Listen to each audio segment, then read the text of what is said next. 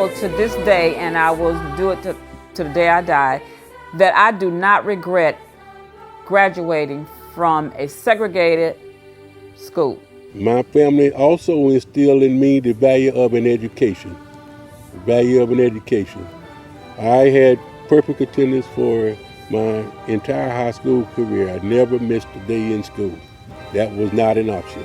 So I learned quick that doing the right thing was the best thing to do, because I didn't like getting my butt whipped.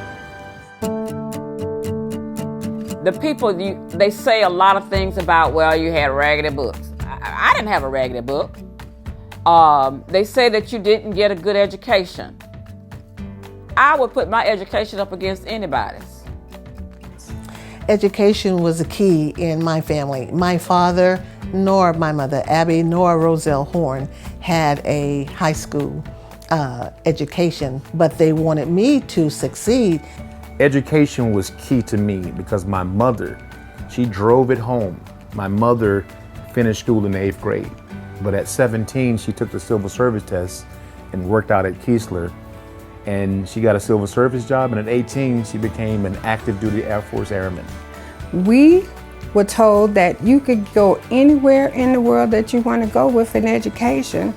That way, you know what to do when you went anywhere. My sisters have master's degrees, some nurses.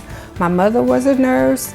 I have my daughter has her master's degree. She's getting ready to get a PhD. So education was stressed by my grandparents to my parents, stressed to us, and now I'm stressing it to my children, and they're stressing it to their children. The nucleus heart center of our communities, as I indicated earlier, was church and school.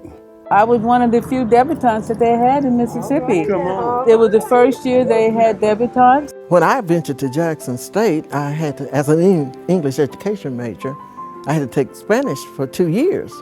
And there were some students in there that never had a foreign language in their high school days, you know? So I felt blessed that we had all the many courses that we had and those teachers that inspired us. I got a better education. I learned more in high school than I learned in college. So I'm saying that happened here. We had a host of teachers that really, really cared. We had principals that would act just like your mama and your dad. And so we learned a lot of things from them. And at that time, they were having oratorical contests and this, that, and the other, and they were giving small scholarships, and I entered everything I could. And I was fortunate enough to get 2 or 3 small scholarships.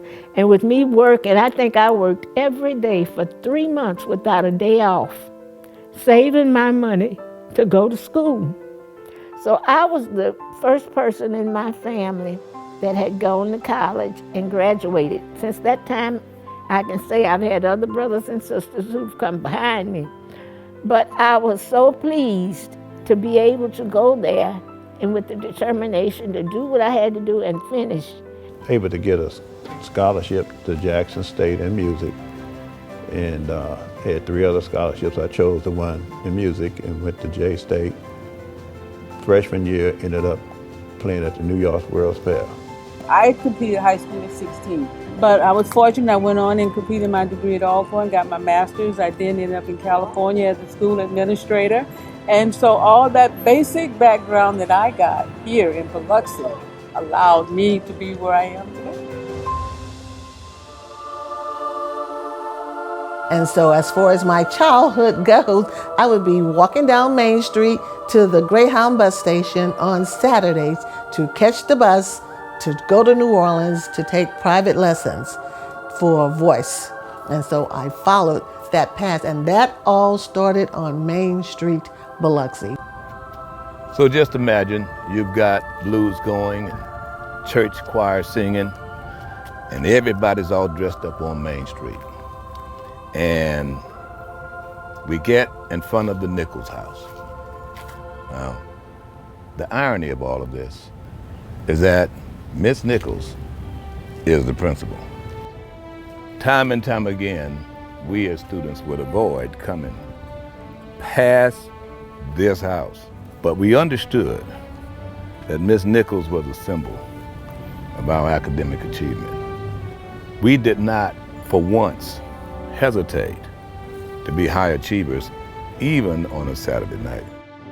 Nothing has been done to bring back the history of this house. This family is the family that made it possible for me to go to school, and people before me to go to school, and people after me to go to school, because of their love for education and educating our race. Now, we were always competitive in academics and, of course, sports. Winning the spelling bee was important, but we also wanted to win the game. Disappointing our families and mentors and coaches, well, I tell you, that was not an option. When I first started coaching, I did not get paid for it, so it had to be a love for the game and to love the kids.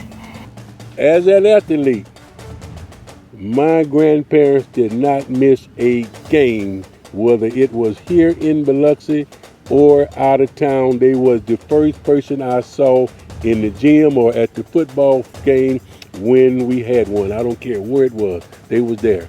I played hurt on the football field.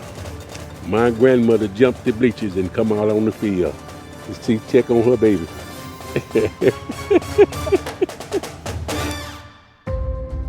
Because we couldn't go to the beach to swim, but we did have our own swimming pool, which is very unique on the Gulf Coast, almost anywhere, for black community to have a swimming pool right behind our school, as a matter of fact.